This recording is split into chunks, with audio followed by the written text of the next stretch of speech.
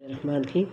یہ سر سید احمد خان نے اپنے سبق میں ولیم ڈریگن کے اصول کا مفہوم بیان کیا ہے نا، تو وہ میں آپ کے سامنے شیئر کر رہی ہوں کہ کہتے ہیں ولیم ڈریگن آئرلینڈ سے تعلق رکھنے والا ایک محنتی انسان تھا اور اس نے آزادی کے لیے محنت کو لازم قرار دیا۔ یعنی اگر آپ آزادی چاہتے ہیں تو آپ محنت کریں، کیونکہ آپ پھر کسی کے غلام نہیں۔ جو بندہ محنت کرتا ہے وہ کسی کا غلام نہیں ہو سکتا۔ اب ولیم ڈریگن نے ڈبلن کی نمائش گاہ دستکاری میں کہا تھا کہ ہم اپنی آزادی کے حوالے سے بہت سی باتیں سنتے آئے ہیں، لیکن میرے دل میں اس بات کا یقین ہمیشہ سے بہت پختہ ہے کہ ہماری آزادی ترقی کا دارومدار خود ہماری اپنی محنت پر ہے۔ میرا اس بات پر ایمان ہے کہ اگر ہم مستقل مزاجی سے محنت کریں اور اپنی صلاحیتوں کا درست استعمال کریں تو کامیابی ضرور ہمارے قدم چومے گی اور بحیثیت قوم آزاد اور خوشحال ہو جائیں گے۔ یعنی جو بندہ محنت کرتا ہے، جو قوم محنت کرتی ہے، وہ کسی کی غلام بن کر نہیں رہتی۔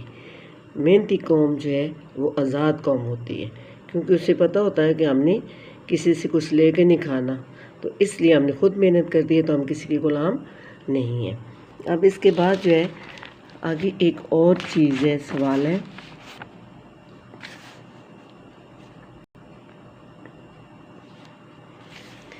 یہ کہ سر سید احمد کے سبق میں ہے اپنی مدد آپ والے میں کون سی خوبیاں آدمی کو معزز اور قابل ادب بناتی ہیں۔ اب یہ بار بار انہی چیزوں کا ذکر آ رہا ہے نا، تو جتنی بار آپ دہرائیں گی آپ کے لیے وہ فائدہ ہوگا۔ اپنے مقالے میں سر سید احمد خان جو ہے وہ ایک خوبی کا ذکر کرتے ہیں نا، جو آدمی کو معاشرے میں معزز بناتی ہے، عزت دار بناتی ہے، ٹھیک ہے۔ سر سید کے مطابق عمل اور عمدہ چال چلن کی خوبی کی وجہ سے آدمی معاشرے میں معزز اور قابل ادب بن جاتا ہے۔ یعنی جو بندہ جس کا چال چلن اچھا ہوتا ہے، جس کا کردار اچھا ہوتا ہے، ٹھیک ہے، جس کے اعمال اچھے ہوتے ہیں، تو معاشرے میں لوگ اس کی عزت کرتے ہیں۔ صرف علم کے ہونے سے آدمی کی عزت نہیں ہوتی۔ ایک آدمی اس کے پاس بہت بڑی ڈگریاں ہیں، لیکن کردار کے لحاظ سے وہ اچھا انسان نہیں ہے، تو وہ جو ہے قابل احترام نہیں ہے، ٹھیک ہے۔ علم تو کہتے ہیں کہ شیطان کے پاس بھی بہت تھا، مگر وہ اللہ کی نگاہ میں ہمیشہ کے لیے ذلیل خوار ہوا۔ جب انسان علم کو عمل میں لے آتا ہے اور عمدہ چال چلن اپناتا ہے تو اس کی توقیر میں اضافہ ہوتا ہے، ٹھیک ہے۔ اب دیکھیں اس میں شیطان کا بھی ذکر ہوا کہ شیطان کے پاس بہت علم تھا، وہ جن تھا اور اللہ تعالیٰ نے اس کو اس کے عبادتوں کی وجہ سے، علم کی وجہ سے جو ہے اللہ تعالیٰ نے اس کو فرشتے کا درجہ دے دیا۔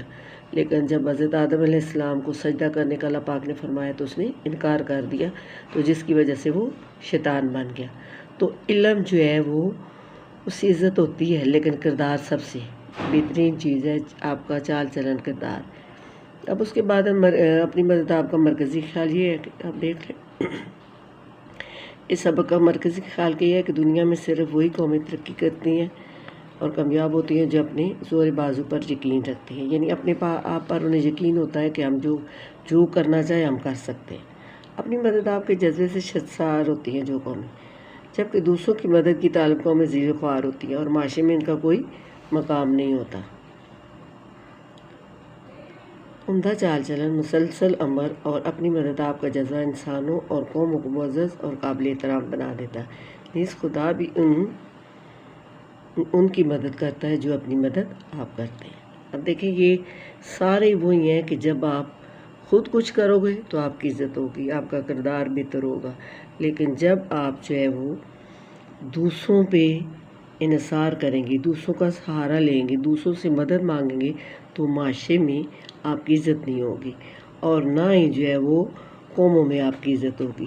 ایک گھر میں ایک بچہ ہے، سارے کام کرتے ہیں، ایک بچہ نے کمائے، ٹھیک ہے، وہ کام نہیں کرتا، کسی کی سنتا نہیں ہے، دوسروں کے ٹکڑوں پہ پڑ رہا ہے، تو اس کی کوئی عزت اس گھر میں نہیں ہوتی، اس کو سارے نکما کہتے ہیں۔ تو اسی طرح جو قومیں محنت کرتی ہیں، اپنا مقام بناتی ہیں، وہ ہمیشہ عزت حاصل کرتی ہیں۔